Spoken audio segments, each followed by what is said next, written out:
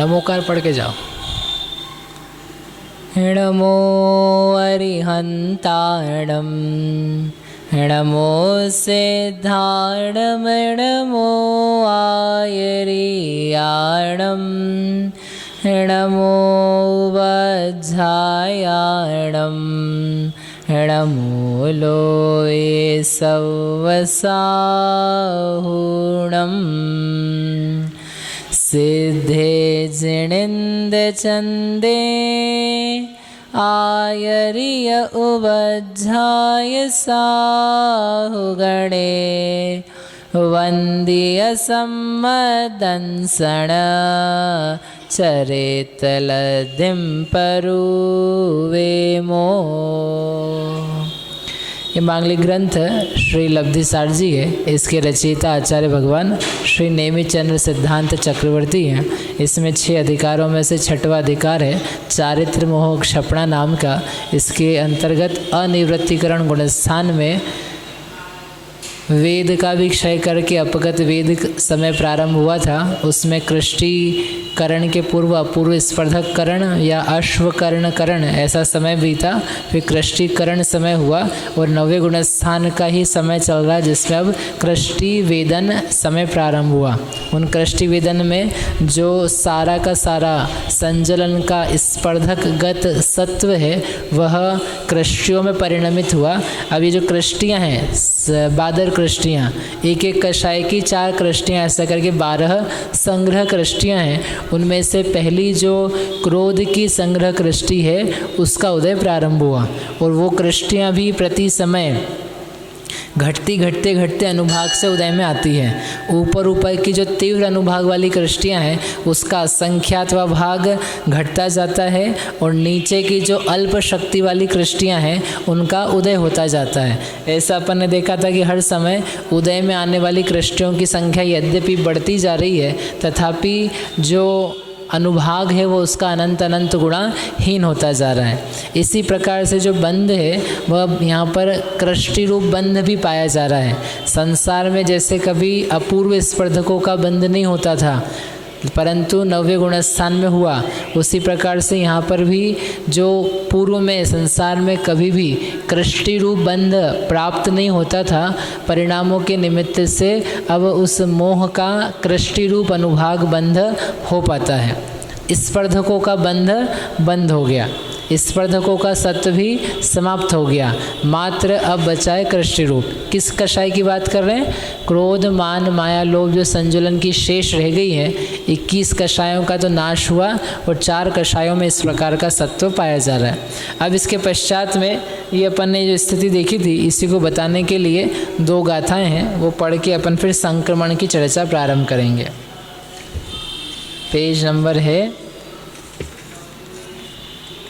520 number की गाथा है, पेज नंबर 151। इसका जो अल्प बहुत था वो पूरा कर लिया था। द्वितीय समय में ऊपर की कृष्टि संबंधित कथन करते हैं। ये जो अपन ने किया था ना कि ऊपर की कितनी कृष्टियाँ नई बनाएंगे अनुभव में, कितनी उदय में आएंगी, तो ये अपन ने अपने हिसाब से मतलब पढ़ के कर लिया था। मूल गाथा में आचार्य उस बात को बता रहे हैं कि कितना कितना लेना है ना। 520 गाथा। पूविल्लबंध जेठा हेठा संखेज भाग मोदरिय संपड़ि गोचरि मोदय वरम वरम अणुभयाणम च। पूविल्ल बंध जेठा, पूर्व में जो बंध का जेठा, जेठा यानी ज्येष्ठ, ज्येष्ठ यानी उत्कृष्ट, जो बड़ा है। ज्येष्ठ होता है कि नहीं घर में? ज्येष्ठ कौन होता है? जेठ जी, जेठ होता है नहीं? जेठ, जेठ का महीना रहता है जेठ का महीना मतलब बड़ा महीना, बड़ा महीना बड़े दिन रहते हैं इसमें, बड़ा महीना। ऐसे ही जेठ जी बोलते हैं ना, ज्येष्ठ है, छोटा भाई कनिष्ठ, बड़ा भाई ज्येष्ठ। तो वो जो ज्येष्ठ बंध है ना, उत्कृष्ट बंध है, उसके हेठा, उससे नीचे असंख्यज भागम, असंख्यात्वा भाग, ओदरीय उतर करके क्या होता है? संपडिगो, सांप्रतिक यानी अभी का, वर्तमान का। चरिम उदय वरम, चरिम उदय यानी उत्कृष्ट उदय है, अवरम अनुभयाणम च, और जघन्य अनुभय भी है। क्या अर्थ निकला कि जो पहले का बंध था, उत्कृष्ट बंध, उस पहले के उत्कृष्ट बंध से नीचे उतरो तो क्या आएगा आपको? चरिम उदय, उत्कृष्ट उदय आएगा और जघन्य अनुभव भी आएगा, अनुभव आएगा। आ जाएगा? कैसे आएगा? बस इस एक गाथा से ऊपर का सब निकल के आ जाता है। ऊपर में जो अपन ने काम किए थे ना 3, वो 3 काम यहाँ इस एक गाथा से निकल के आते हैं। कैसे आते हैं कि देखो, पहले का क्या बोला उन्होंने? उत्कृष्ट बंध। तो पहले का उत्कृष्ट बंध कहाँ है? यहाँ पर। इससे क्या करना है आपको? असंख्यात भाग नीचे उतरना है। तो असंख्यात भाग नीचे उतरेंगे, तो ये हम नीचे उतरे, तब जाके क्या आता है? उन्होंने कहा 2 चीज़ें आती है, वरम उदयम, उत्कृष्ट उदय आता है। उत्कृष्ट उदय आता है यानी यहाँ पर जब नीचे उतरे तो नीचे उतर के आपको उत्कृष्ट उदय मिलेगा। उत्कृष्ट जो उदय मिलेगा तो वो यहाँ मिलेगा ना, नीचे इसकी तरफ से यहाँ जाएंगे तो उदय मिला, यानी ये मात्र उदय रूप कृष्टि है। और अवरम, अवरम यानी जघन्य, जघन्य क्या मिलेगा? अनुभय। तो जघन्य अनुभव मिलेगा, यानी इसके जस्ट ऊपर क्या मिलेगा आपको? जघन्य अनुभव। क्यों जघन्य बोल रहे हो इसको? क्योंकि ये सबसे कम अनुभाग वाला है। इससे ऊपर ऊपर ऊपर जाएंगे तो उत्कृष्ट अनुभाग मिलेगा। तो एक पॉइंट बताया हमने आपको कि एक जगह, मतलब पहले का जो उत्कृष्ट बंध था, उत्कृष्ट बंध था यानी उभय रूप स्थान था, तो वो जो उत्कृष्ट बंध वाला स्थान था उससे नीचे उतरो, ऊपर नहीं चढ़ो। क्या करो? नीचे उतरो। तो नीचे उतरने पर जो असंख्यात व भाग प्रमाण कृष्टियाँ नीचे उतरी, तो उतरने पर आपको उदय का उत्कृष्ट मिलेगा, अर्थात वो सबसे लास्ट कृष्टि मिल जाएगी जिसका उदय आता है। और जघन्य अनुभव मिलेगा, मतलब वो कृष्टि मिल जाएगी जिनका ना बंध होता है ना उदय होता है। तो इस एक वाक्य से ये समझ में आ गया कि जो पहले उदय रूप थी, अब वो तो किस में जाएगी? अनुभव में, क्योंकि जो उदय उत्कृष्ट आ रहा है, पहले उत्कृष्ट उदय कहाँ पर था? यहाँ पर। पहले जो उत्कृष्ट की उदय की उत्कृष्ट वाली कृष्टि थी वो यहाँ पाई जा रही थी। बंध की कृष्टि थी यहाँ पर उत्कृष्ट, उदय की कृष्टि थी यहाँ पर उत्कृष्ट। लेकिन वो क्या कह रहे हैं? यहाँ का जो बंध है इससे भी नीचे उतर के आप क्या करो? उदय को लेकर के लाओ। इसका मतलब ये वाला पोर्शन पूरा का पूरा किस में चला गया? बंध रहित में, उदय रहित में। बंध रहित पहले भी था लेकिन अब उदय से भी रहित हो गया। इसके अलावा और जितना पोर्शन आप उतरे हो उसमें भी क्या करोगे आप? उसको डाल दो आप अनुभव में। यानी जो पहले उभय रूप कृष्टियाँ थी उन उभय रूप कृष्टियों में भी अब आपको छोड़ना पड़ेगा, उनको अनुभव बनाना पड़ेगा। तो अपन ये कह सकते हैं उभय कृष्टि बन गई अनुभव। ठीक है। और अब बंध तो नीचे आएगा इसका, पहले उत्कृष्ट उदय लेकर के आ जाओ आप। तो ये उत्कृष्ट उदय आ गया और इसका एक भाग उतरेंगे तो आपको क्या मिलेगा? केवल उदय रूप कृष्टियाँ। और फिर चालू होगा उभय रूप स्थान, क्योंकि ऐसे चलेगा। उदय से बंध कम है तो हमने आपको उत्कृष्ट उदय बताया, तो उत्कृष्ट उदय बताया तो ये उत्कृष्ट उदय तक आप गए। ये 35 जो लिखी कृष्टियाँ तो सबसे लास्ट वाली है वो उत्कृष्ट उदय रूप है। इसमें भी थोड़ा भाग नीचे उतरोगे तब जाकर के आपको बंध रूप कृष्टियाँ चालू होगी। इससे समझ में आ गया कि बंध से जितना नीचे उतरे हैं उससे थोड़ा और नीचे उतरेंगे तब जाके आपको बंध नवीन प्राप्त होगा।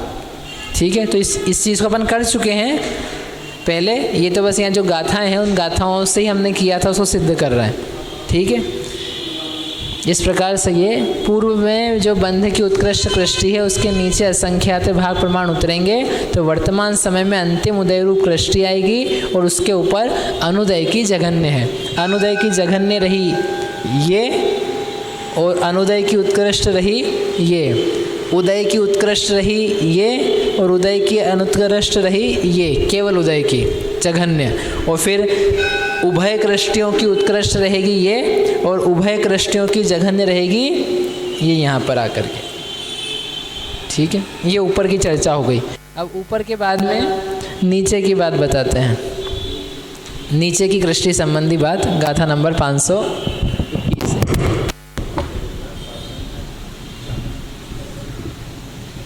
हेठिम अनुभयवरादो असंक बहुभागमित्यमोदर्य संपडिबंद जहन्नम उदयो कसम च होदिति। हेठिम, अब नीचे की बात बता रहे हैं कि हेठिम में अनुभय वरादो, जो नीचे की कृष्टियों में अनुभय था, उस अनुभय का जो उत्कृष्ट था, अनुभय का जघन्य नहीं, नीचे की कृष्टियों में अनुभय का जो उत्कृष्ट था, तो उत्कृष्ट कहाँ मिलेगा अनुभय का आपको? ये 50 नंबर पे, पहले नंबर की कृष्टि नहीं, 50 नंबर की कृष्टि। तो वो जो उत्कृष्ट है वहाँ से क्या करना? असंक बहुभाग मेतम ओदरीय, वो जो 50वीं कृष्टि उससे असंख्यात बहुभाग नीचे उतरो। तो कहाँ उतर गए अपन? 40 कृष्टि नीचे उतर गए, तो 40 से पहुँच गए। तो क्या आता है? संपड़ी, सांप्रतिक वर्तमान का, बंध जहन्नम, बंध की जघन्य कृष्टि आती है। क्या मतलब निकला इसका? कि जो पहले अनुभय में थी उस अनुभय का असंख्यात बहुभाग नीचे उतरे, 40 कृष्टि पहुँचे, तो जो 40वीं मतलब नीचे से 11वीं और ऊपर से देखो तो हम नीचे 40 उतरे, तो वह कृष्टि क्या मिली आपको? बंध जहन्नम, वह बंध की जघन्य कृष्टि है, यानी वहाँ तक बंद होता है। पहले कहाँ बंद हो रहा था? यहाँ तक बंद हो रहा था, 175 के ऊपर 176 नंबर का बंद था, 125, तो 126 पे बंद हो रहा था। अब वो कह रहे हैं हम ये केवल उदय वाले की तो बात ही नहीं कर रहे हैं, ये तो बंधेगी ही बंधेगी, प्लस जो अनुभय में थी, जिनका उदय भी नहीं था बंध भी नहीं था, उनमें असंख्यात बहुभाग उतरो नीचे, और असंख्यात बहुभाग नीचे उतर के जो कृष्टि आई है उस कृष्टि का नाम है बंध की जघन्य कृष्टि। इससे क्या सिद्ध हुआ कि अभी तो बंध की जघन्य आई है, इसके नीचे केवल उदय रूप कृष्टियाँ दिखाना बाकी है, और फिर उसके नीचे अनुभय दिखाना बाकी है, क्योंकि हमने आपको बस बंध बताया है, तो बाकी आप निकाल लेना। तो वो क्या हुआ? उसके बाद में उदय उपकसम, वह तो आई बंध की जघन्य, और उसके जस्ट नीचे लगी हुई जो कृष्टि है उसको क्या बोलेंगे? केवल उदय की उत्कृष्ट, जो 10 नंबर की कृष्टि है। तो वो जो अपन ने लिखी है वहाँ पर, तो नीचे उतर के गए तो अपन 40 कृष्टियों को तो दे चुके हैं बंध में, और नीचे ही नीचे जो कृष्टि है वो है बंध की जघन्य, यानी 11वें नंबर की कृष्टि नीचे से, और जो 10वें नंबर की कृष्टि है नीचे से उसको बोलेंगे उदय की उत्कृष्ट, और जो 5वें नंबर की कृष्टि है नीचे से उससे बोलेंगे उदय की जघन्य, और जो 4थे नंबर की कृष्टि है उससे बोलेंगे अनुभय की उत्कृष्ट, और जो पहले नंबर की कृष्टि है अनुभय की जघन्य। ये नीचे की अपेक्षा बात हो गई, समझ में आ गई बात? बस तो यही चीज़ अपन कर चुके हैं, लेकिन इन 2 गाथाओं को कह करके उन्होंने इस बात को क्लियर कर दिया। तो इससे ये भी आ गया कि जो पहले केवल उदय रूप थी वो भी अब क्या हो चुकी है? बंध रूप हो चुकी, उनका भी अब बंध पाया जा रहा है। क्योंकि जब नीचे का ही बंध पाया जा रहा है तो उदय वाली जो ऊपर की कृष्टियाँ हैं उनका बंध तो पाया ही जाएगा। इस प्रकार से ये जो हर एक समय में नवीन नवीन कृष्टियों का उदय आता है उस बात को यहाँ पर आचार्य देव ने समझाया, और बंध भी किस प्रकार से घटता हुआ जाता है वो भी यहाँ काफ़ी स्पष्ट कर दिया गया। अब प्रत्येक समय में कृष्टियों का और बंध उदय किस प्रकार का होता है, यानी कितने अनुभाग वाला होता है, उसको एक गाथा में कह करके इस कृष्टि का जो उदय बंध वाला कार्यक्रम था उसको यहाँ पर पूरा कर रहे हैं। टाइम पूरा नहीं हुआ है अभी तो बाकी काम बताना बाकी है, लेकिन जो बंध उदय की चर्चा है वो इन गाथा में आके पूरी हो रही है। गाथा 522। पढ़ि समयम अहि गदिना उदये बंधे च होदयो कस्सम बंधुदये च जहन्नम अनंत गुणहीणया किट्टी। पड़ी समयम, प्रत्येक समय में अहि गदिणा, अहि यानी सर्प, गदिणा यानी गति, सर्प की गति, सर्प की चाल के समान। उदये बंदे, होदी उदय और बंद होता है। उक्कसम बंद उदये यानी प्रत्येक समय में उदय में और बंध में उत्कृष्ट कृष्टि। बंध में और उदय में क्या है? उत्कृष्ट कृष्टि, जघन्य कृष्टि ऐसा होता है। परंतु बंध उदये, बंध में और उदय में जघन्य कृष्टि क्रम से अनंत गुणीहीन है। न्याय समझ में क्रम बदला है। एक जगह लिखा है उदय बंध, तो उदय और बंध को देखोगे तो अनंत गुणा होगा, और बंध और उदय को देखोगे तो अनंत गुणाहीन होगा। ऊपर नीचे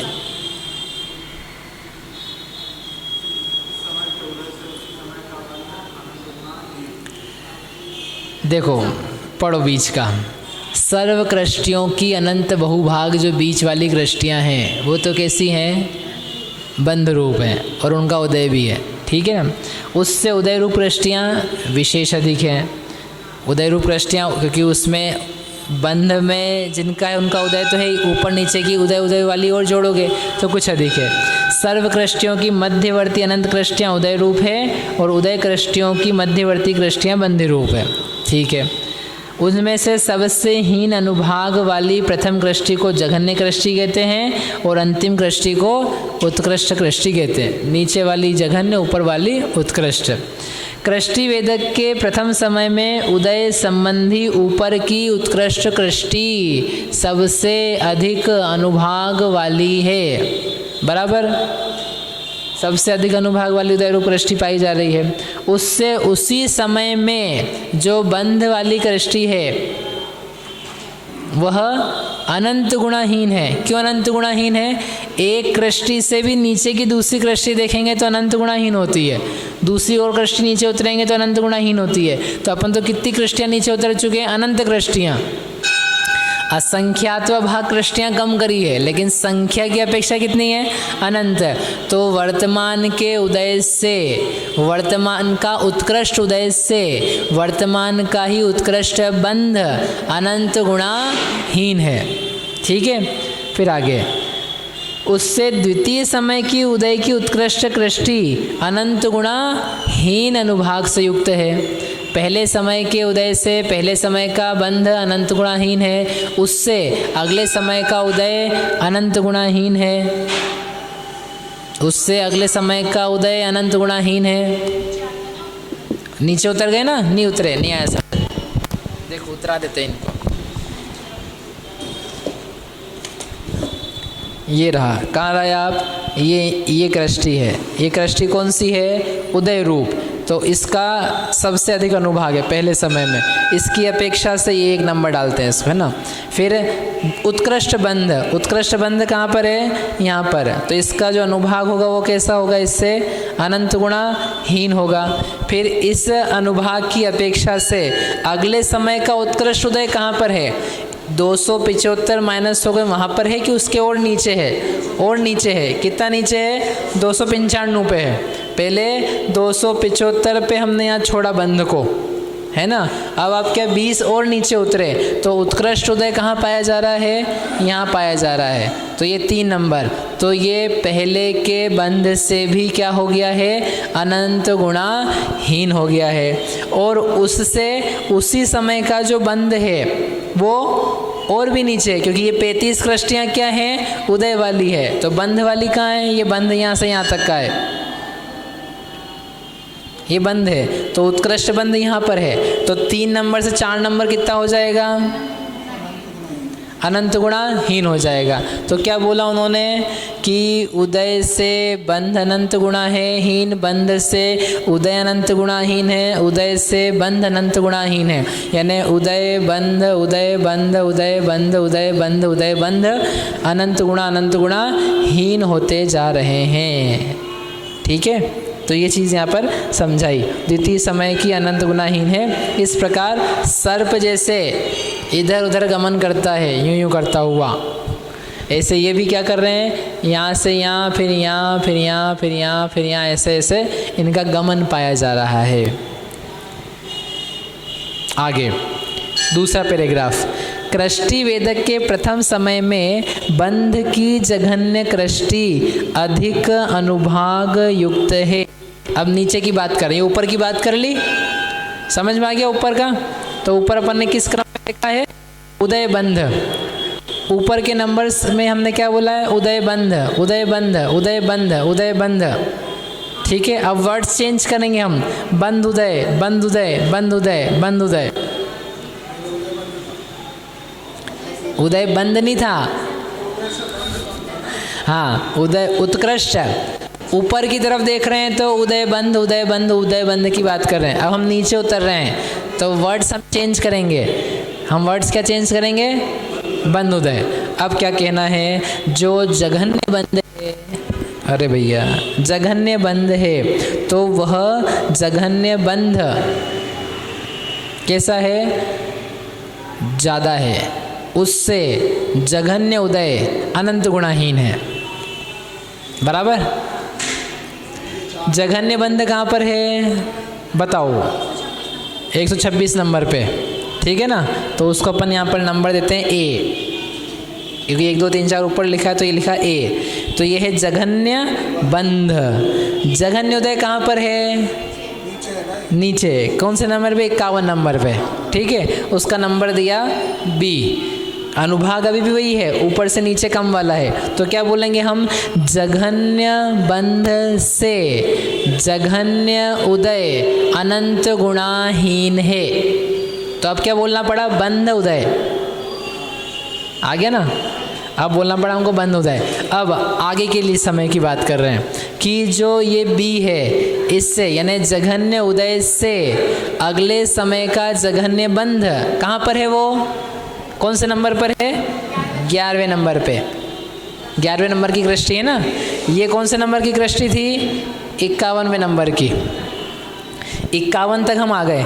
हमने बात करी थी पहले 126 कृष्टि की, 126 नंबर की कृष्टि की। फिर हमने कंपेयर किया उसको 51 नंबर की कृष्टि से। अब 51 नंबर की कृष्टि की अपेक्षा से हम बात कर रहे हैं 11वें नंबर की कृष्टि की। तो 11वें नंबर की कृष्टि कैसे मिलेगी आपको, और अनंत गुणाहीन। तो क्या बोलेंगे उससे, पूर्व समय के जघन्य उदय से अगले समय का जघन्य बंध अनंत गुणाहीन है।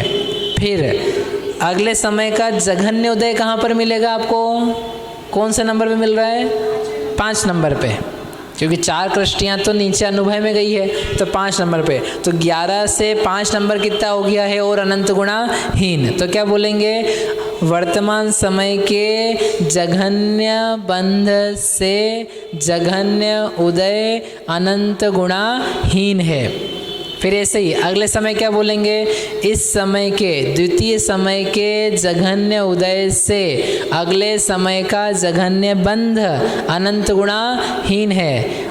तृतीय समय के जघन्य बंध से तृतीय समय का जघन्य उदय अनंत गुणाहीन है। ऐसे बंध उदय, बंध उदय, बंध उदय आ गया। एक गाथा में दोनों समझा दिए उन्होंने, इसलिए ऊपर क्या लिखा है, उदये बंधे च होदि उत्कर्षम, उदय बंध उत्कृष्ट अनंत गुणहीन या होती। उदय बंध अनंत गुणाहीन होते हैं उत्कृष्ट की तरफ से। और जहन्नम जघन्य पद दिया, नहीं तो अपन ऊपर नीचे कैसे समझेंगे। तो उत्कृष्ट दिया ऊपर का समझना, जघन्य दिया नीचे का समझना। तो उत्कृष्ट में उदय बंध ऊ कैसा है वो, उत्कृष्ट उत्कृष्ट। और जघन्य बंध, तो जघन्य बंध जो है, जघन्य नीचे से लगाओ, तो जघन्य बंध उदय, बंध उदय, बंध उदय, वो अनंत अनंत गुणाहीन होते जाते हैं। इस प्रकार से इन कृष्टियों का जो हर समय अनुभाग वर्तता है, अनुभाग पाया जाता है बंध और उदय में, उसको यहाँ पर स्पष्ट कर दिया गया। और इसके अनुभाग वाली जो बात थी कृष्टियों के प्रति समय उदय बंध वाली, वो पूरी हो गई। अब यहाँ से आगे नया विषय चालू होता है। यहाँ तक कोई प्रश्न है किसी को? कृष्टि वेदक का जो समय चल रहा है उसमें कितनी क्या कृष्टियों का उदय आ रहा है वो यहाँ दिखा दिया गया। अब गणितीय प्रकरण एक बार फिर से चालू होता है। एक बार फिर से थोड़ा गणित का प्रकरण चालू करेंगे। अब चालू होगा संक्रमण द्रव्य का विभाग। अभी तक संक्रमण द्रव्य की बात नहीं करी थी, अब ये संक्रमण के नियम भी नहीं बताए थे, अब बताने वाले हैं। तो साहब ये वाली जो पहली कृष्टि बनी थे और अपन ने दूसरी बनाई है, दूसरे समय की है ना ये? पहली कृष्टि नहीं, ये पहले समय की कृष्टि है। पहले समय की जो कृष्टियाँ हैं वो तो दूसरे समय भी है, मतलब उसमें, लेकिन उसमें उदय, हाँ, उदय बंध कैसे घटते घटते जाता है वो बता रहे हैं। मतलब इससे कंपैरिजन इसका करना है, पहले से दूसरी का कंपैरिजन। हाँ, तो दो चीज़ें हैं, दो क्या बल्कि चार चीज़ें हैं। चार चीज़ें क्या हैं? बंध का जघन्य उत्कृष्ट, उदय का जघन्य उत्कृष्ट, तो चार है। अगले समय भी कितनी है? चार है। तो उन चारों को कंपेयर कर रहे हैं। ठीक है, बढ़िया। अब चालू कर रहे हैं संक्रमण द्रव्य का विभाग, गाथा नंबर 523। संकमदि संगहाणम दौवम सगहेठिमस पडमोत्ति तदनुदये संखगुणम इदरे सुहवे जहाँ जोगम। संकमदि संक्रमण करता है, संगहाणम दौवम जो संग्रह कृष्टियों का द्रव्य है उसका क्या करता है? संक्रमण करता है। कब करता है, कहाँ करता है? सग हेठिमस पडमोति, एक तो सग यानी अपना, अपने से जो नीचे है उसके पडमोति प्रथम तक, प्रथम तक यानी पहली संग्रह कृष्टि क्रोध की, उसके नीचे, उसके नीचे क्या है? क्या है? कौन सी? अपूर्व कहाँ से आ गई? अपूर्व तो कृष्टिकरण में अपन बात करते हैं अपूर्व की। दूसरी कृष्टि, पहली संग्रह कृष्टि के नीचे क्या है? दूसरी संग्रह कृष्टि किसकी? क्रोध की। क्रोध की दूसरी के नीचे क्या है? तीसरी किसकी? क्रोध की। उसके नीचे क्या है? मान की प्रथम, फिर मान की द्वितीय तृतीय, फिर माया की प्रथम द्वितीय तृतीय, फिर लोभ की प्रथम द्वितीय तृतीय, ऐसे ऊपर से नीचे तक कृष्टियाँ हैं। तो वही कह रहे हैं कि जो कोई कृष्टि है संग्रह कृष्टि, उसका द्रव्य संक्रमित होता है, परिणमित होता है। आनुपूर्वी संक्रमण पहले से ही चल रहा है। क्रोध का द्रव्य मान में, मान का द्रव्य माया में, माया का द्रव्य लोभ में, लोभ का आनुपूर्वी संक्रमण नहीं, मतलब संक्रमण नहीं हो रहा है। ठीक है, अब वो तो नियम चल ही रहा है, तो इसके अनुसार क्या बात नक्की हो गई? क्रोध का द्रव्य निकल करके किस में जाएगा? मान में जाएगा। अब मान में जाएगा वो तो ठीक है, लेकिन मान भी तीन प्रकार का है, पहला, दूसरा, तीसरा। बोले किस में भेजें? सब में भेजें कि दो में भेजें कि एक में भेजें? एक में भेजें तो किस में भेजें? तो उन्होंने कहा ठीक है, पडमोती पहले तक, ज़्यादा नीचे मत उतरो। कहीं से भी लो क्रोध का, उसको अपने नीचे जो कषाय है उस नीचे वाली कषाय के प्रथम संग्रह कृष्टि तक भेजो। और खुद में भेजे कि नहीं? खुद में भी भेजो, यानी पहली का द्रव्य उठाओ, पहली के द्रव्य को अपनी क्रोध की दूसरी में और तीसरी में दो, और साथ में किस में दो? मान की पहली में। क्रोध की दूसरी कृष्टि का संक्रमण करेंगे तो किस में दो? तीसरी में दो, और मान की पहली में दो। तीसरी कृष्टि का संक्रमण करेंगे तो तीसरी का निकाल के किसको दो? मान की पहली को दो। बस आया समझ में? नहीं आया? फिर से एक साथ सब में संक्रमण हो करना है, एक ही पल में संक्रमण सबका चल रहा है कि गुण संक्रमण वाली जो बात है वो चले जा रही है। यद्यपि कषायों का गुण संक्रमण नहीं होता है, क्योंकि जिसका जहाँ तक बंध पाया जाता है उसका वहाँ गुण संक्रमण नहीं होता है। तो चूंकि इनका बंध चल रहा है तो बद्धमान प्रकृतियों का गुण संक्रमण संभव नहीं है। ठीक है ना? तो क्या करना? क्रोध की लिख के बताएं इसको। हाँ, चित्र जैसा पिक्चर बना है।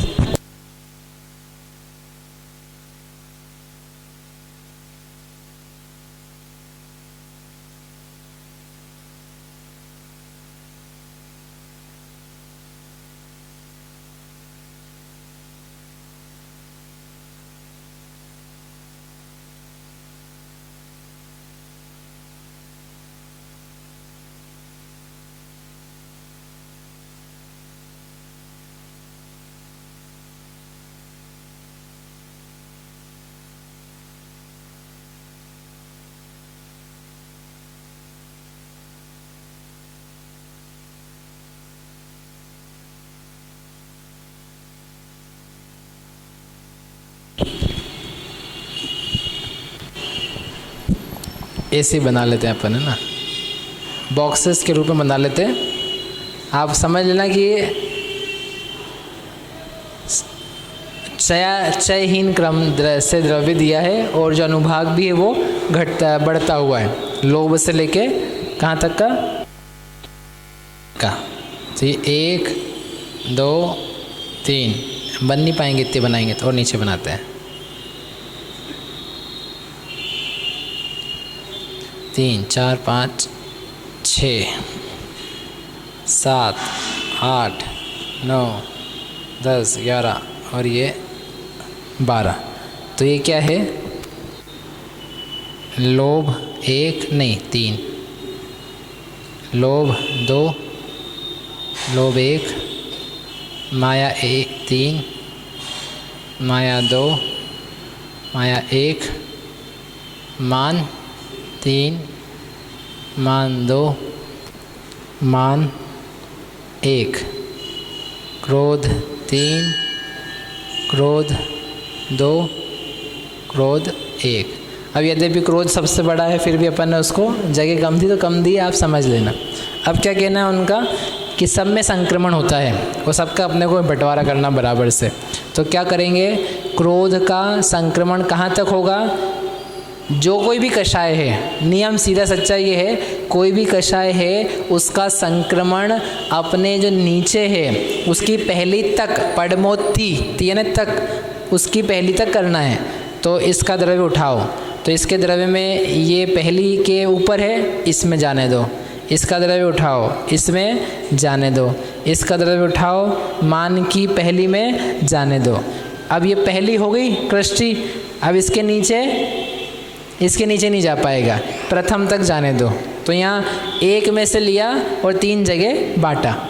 अब दूसरा भी है, दूसरा क्या है, क्रोध की द्वितीय संग्रह कृष्टि है, इसमें से द्रव्य लो, इसका भी संक्रमण होगा और इसके नीचे क्रोध की तीसरी में दो, फिर इसके नीचे मान की पहली में दो।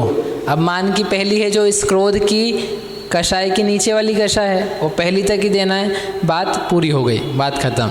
फिर तीसरी संग्रह कृष्टि है, तीसरी संग्रह कृष्टि में से द्रव्य लो और लेकर के अपनी नीचे की जो पहली है वहाँ तक दे दो। तो यहाँ से निकालेंगे और यहाँ दे देंगे, इसके अलावा कहीं और देंगे क्या, नहीं। तो ये क्रोध का हिसाब काम पूरा हो गया। ठीक, अब आओ आगे, मान की भी संक्रमण होना है, तो मान का द्रव्य लो और ले करके किस में देंगे, मान की दूसरी में, फिर कहाँ देंगे, मान की उसी को तीसरे में, और पहली का द्रव्य अगली जो नीचे की कषाय है जिसका नाम है माया, उस माया की भी प्रथम संग्रह कृष्टि में द्रव्य दे दिया। दूसरी में देंगे क्या संजय भैया, दूसरी में देंगे क्या, मान की प्रथम संग्रह कृष्टि का द्रव्य माया की दूसरी में नहीं जाएगा, मत दो। फिर मान की द्वितीय संग्रह कृष्टि है, द्वितीय संग्रह कृष्टि का द्रव्य कहाँ जाएगा, तीसरी में। उसके अलावा माया की पहलम में जाएगा क्या, उसमें भी जाएगा, क्यों नहीं जाएगा भाई, उसमें क्या तकलीफ है। दूसरी का द्रव्य दूसरी तक, दूसरी का द्रव्य पहली तक कि दूसरी का द्रव्य तीसरी तक, दूसरी का द्रव्य निकल के नियम क्या है अपना, अगली जो कषाय है उसके नीचे, मान के नीचे अगली कषाय कौन सी, नीचे माया, उसकी जो पहली है वहाँ तक देना है। इसलिए आप देते रहो जब तक पहला नहीं आ जाता। फिर मान की तीसरी संग्रह कृष्टि है, तीसरी संग्रह कृष्टि का द्रव्य निकालो, कहाँ पे जाएगा, माया की पहली में जाएगा। इस प्रकार से तीनों के संक्रमण का हिसाब कहा। फिर इसके बाद में क्या है, माया, गुरुजी, तो माया का क्या करना है, माया की प्रथम संग्रह कृष्टि, इसका द्रव्य लो और कहाँ दो, माया की दूसरी में, माया की तीसरी में, लोभ की पहली में। फिर माया की दूसरी संग्रह कृष्टि का द्रव्य संक्रमित होकर कहाँ जाएगा, तीसरी में, और थोड़ा द्रव्य कहाँ जाएगा, लोभ की पहली में। माया की तीसरी संग्रह कृष्टि का द्रव्य कहाँ जाएगा, लोभ की पहली में। फिर आगे कहाँ है, लोभ पे आ गए, हाँ, लोभ की प्रथम संग्रह कृष्टि, तो इसका संक्रमण होगा कि नहीं होगा, होगा। कहाँ होगा, लोभ की दूसरी में, यहाँ से द्रव्य लो, लोभ की, इतना क्यों खींच दिया हमने, यहाँ से द्रव्य लेकर के यहाँ दिया, और लोभ की तीसरी में। अब इसके नीचे और कोई कषाय नहीं कहीं देने के लिए, यहाँ हो गया।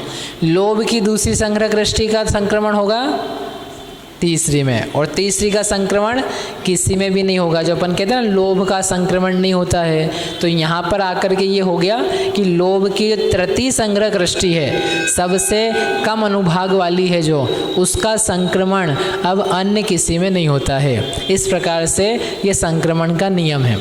ठीक है। संगहाणम दौवम, संग्रह कृष्टियों का द्रव्य सगहिठिमस्, अपनी कषाय के नीचे की पडमोती प्रथम तक दिया जाता है। अब उसमें भी क्या कहा रहे हैं वो, तद अणुदये, उसके अनंतर उदय में आने योग्य जो कृष्टि है उसमें संख गुणम, संख्यात गुणा द्रव्य दिया जाता है, और इद्रेसु, अन्य जो कृष्टियाँ हैं उनमें जहाँ जोगम हवे, यथा योग्य होता है। क्या कहने का अर्थ है? क्यों ऐसा?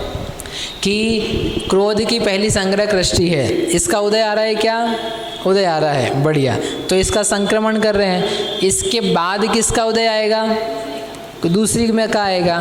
तो वही कह रहे हैं कि जो संक्रमण हुआ द्रव्य, तो पहली से जो दूसरी में जाएगा वो तो द्रव्य जाएगा संख्यात गुणा, यानी बाकी सब संक्रमण द्रव्य की अपेक्षा से इसका जो द्रव्य है वो सबसे ज़्यादा रहेगा। इसमें से जब द्रव्य उठेगा, द्रव्य उठ करके दूसरे में जाएगा, वो सबसे अधिक रहेगा। कितना प्रमाण रहेगा? संख्यात गुणा।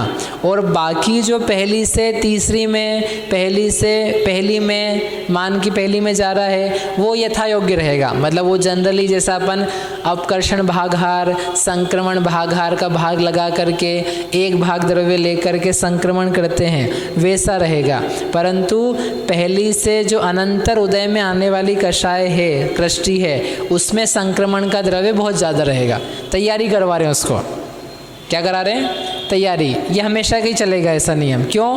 क्योंकि एक तो वैसे भी इसमें द्रव्य ज़्यादा है, भाई इसका द्रव्य सबसे 13 गुना ज़्यादा है, ये सब तो एक एक भाग हैं और वो 13 गुना है, तो ऑब्वियस सी बात है कि उसमें से द्रव्य ज़्यादा लेना चाहिए। अब ले करके आप कह सकते हो कि सब में बांट दो, तो सब में हम ज़्यादा नहीं बांटेंगे, जो नेक्स्ट अवेलेबल है, जिसका जस्ट उदय आने वाला है, उसको द्रव्य अपन दे दो, तो वो ज़्यादा खिल जाएगा। तो इसलिए नियम ये है कि जब भी संग्रह कृष्टियों में संक्रमण चल रहा है, तो दूसरी का चल रहा हो कि पहली का चल रहा हो, उसके अनंतर जो उदय में आने वाली है उसमें ज़्यादा द्रव्य संक्रमित कराओ, और जो बाकी कृष्टियाँ हैं उसमें यथा योग्य संक्रमण कराना। ठीक है। उदाहरण के लिए यदि क्रोध की द्वितीय संग्रह कृष्टि का उदय जब चालू होगा तो संक्रमण वैसा का वैसे ही चलता रहेगा, लेकिन द्वितीय से तृतीय में जो द्रव्य होगा वो संख्यात गुणा, मतलब संक्रमण द्रव्य, और बाकी सब में थोड़ा थोड़ा यथा योग्य। इस प्रकार से समझना चाहिए। ऐसे ये गाथा यहाँ पर पूरी हो गई। अब इसके बाद इसी का अपने को करना है आय द्रव्य और व्यय द्रव्य। वो आय व्यय द्रव्य क्या कैसा है वो अपन कल करेंगे। यहीं तक करते हैं। ये अपन ने जो पहले इसके बाद समझा था कि पहली जो कृष्टि का द्रव्य है, जब पहली कृष्टि का द्रव्य संग्रह कृष्टि, संग्रह कृष्टि द्रव्य अपन प्रथम स्थिति नहीं थी, समय दूसरी और तीसरी का नहीं किया था। तो इसमें जो संग्रह कृष्टि है पहली का दूसरी तीसरी सब में दे रहे ऐसा? इनका कहना है कि पहली का ही अपन ने प्रथम स्थिति बनाई है, तो बाकी सबका क्या चल रहा है, ये कहाँ की स्थिति है, ये सब साइज कहाँ पर पाई जा रही है? द्वितीय स्थिति में। द्वितीय स्थिति में। तो द्वितीय स्थिति में सब काम हो रहा है। तो जो प्रथम स्थिति है, प्रथम स्थिति में तो अकेला क्रोध की प्रथम संग्रह कृष्टि है, तो हम संक्रमण कैसे कराएंगे प्रथम स्थिति में, क्योंकि द्वितीय स्थिति है ही नहीं वहाँ पर, सॉरी द्वितीय संग्रह कृष्टि नहीं है, तो वहाँ तो बस उदय चल रहा है। नहीं, आपने जब प्रथम स्थिति पहली संग्रह कृष्टि से कराई थी, उसके बाद जो दूसरी और तीसरी संग्रह कृष्टि बनाई थी, कहाँ बनी? वो तो द्वितीय स्थिति में मौजूद है ना। द्वितीय स्थिति में मौजूद है। तो उसका द्रव्य अपन ने प्रथम संग्रह कृष्टि में नहीं लिया था, नहीं दिया था ना। प्रथम कृष्टि का भी द्रव्य दूसरी और तीसरे में नहीं दिया था। नहीं, वो तो हम कह रहे हैं ना कि देंगे, क्योंकि तो हीन करेंगे ना। वहाँ नहीं दे रहे थे, यहाँ दे रहे हैं। वहाँ बताया नहीं था, चल वही रहा है, अपना समय वही है, पहला समय की अपन बात कर रहे कटवा हैं। दिया था, बाद में आए थे दूसरे रोज। हमने ये कहा था कि हमने जो दूसरी का द्रव्य पहली में देने के लिए कहा है वो आप हटा लो, क्योंकि उसमें तो अनुभाग बढ़ाया जा रहा है। नीचे से ऊपर आप द्रव्य भेजोगे तो अनुभाग बढ़ जाएगा, अनुभाग बढ़ने की कोई स्थिति नहीं यहाँ पर। ऊपर का नीचे तो आ सकता है और आ रहा है, क्योंकि उसके द्वारा अनुभाग कम किया जा रहा है। प्रथम स्थिति में तो पहली कृष्टि है ना, क्रोध की बस। हाँ, प्रथम स्थिति तो अकेली किसकी बनाई है? प्रथम संग्रह कृष्टि की। वहाँ पर द्वितीय तृतीय संग्रह कृष्टि का कोई परमाणु नहीं है, ठीक है। और जब उसको लाने से मतलब भी नहीं है। और जब द्वितीय कृष्टि का उदय आना चालू होएगा तब फिर वो द्वितीय का द्रव्य से तीसरे में संख्यात गुणा देने लग जाएंगे, है ना? हाँ ठीक है, इस प्रकार से इसको बोलेंगे अब अपन आय द्रव्य और व्यय द्रव्य। इस बात को कल करेंगे। आय द्रव्य व्यय द्रव्य क्या है? इनकम एक्सपेंडिचर बैलेंस शीट बनती है ना, इनकम एक्सपेंडिचर स्टेटमेंट, तो वही अपन यहाँ बनाएंगे। ठीक है, कैसे बनाएंगे? क्रोध में आय द्रव्य है कि नहीं है? नहीं है। व्यय द्रव्य है कि नहीं है? है। दूसरे में आय है कि व्यय है? दोनों है। तीसरे में आय व्यय, तो ऐसे करते जाएंगे और कितना कितना द्रव्य उसको लिखेंगे और उसके आधार पर आगे की सब चर्चा बनेगी। ये संक्रमण, मैं सोच रहा हूँ संक्रमण तक कर लें अपन, फिर परीक्षा कर लें। 590 तक किया था अपन ने, तो संक्रमण करीब चलेगा, बताते हैं हम। यहाँ पे तक चलेगा लगभग 529 तक, 529 28 टाइप से रहेगा, तो करीब 40 गाथाएँ हो जाएगी।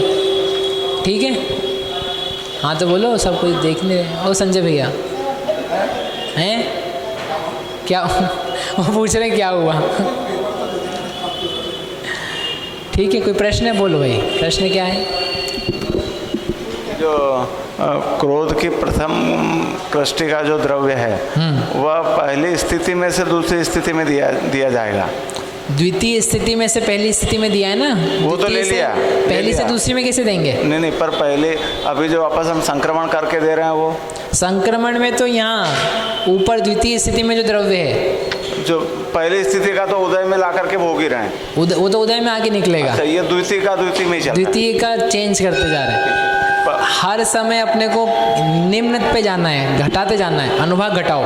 पहली कृष्टि में से कुछ द्रव्य अपन ने प्रथम स्थिति बनाई थी, हाँ। पर अब उसका कुछ नहीं कर रहे हैं, जो द्वितीय स्थिति उसका तो उदय आता जाएगा, उसमें से हर समय द्रव्य वहाँ से उठा के प्रथम स्थिति में डालते जाएंगे। गुण श्रेणी निर्जरा करनी है ना, तो प्रथम संग्रह कृष्टि का द्रव्य प्रति समय लेकर के प्रथम स्थिति में देते जाएंगे और उसका असंख्यात गुणाकार से निक्षेपण चलता जाएगा।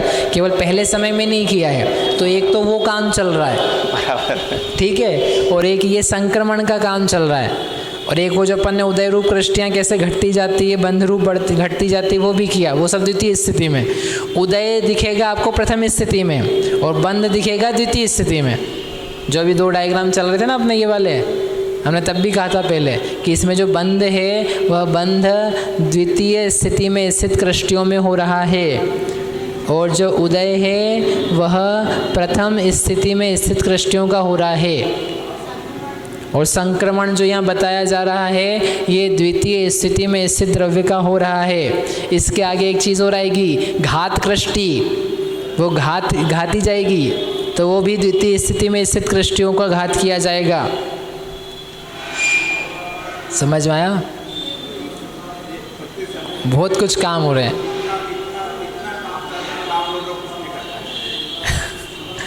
अकर्ता स्वभावी भगवान आत्मा, उसके माध्यम से ये सब कार्य पाए जा रहे हैं, तथापि उसको इस बातों की कोई खबर नहीं है, क्योंकि वह अपनी खबर में है। जो पर की खबर में रहते हैं उनको अपनी खबर नहीं होती है, उनको ये नहीं पाए जाते। और जो अपने शुद्धात्मा के रसास्वादन में मग्न रहते हैं उसके द्वारा ये अपूर्व कार्य होते हैं। हम सभी को ये कार्य बहुत जल्दी बने, ऐसे मंगल भावना से अभी की बात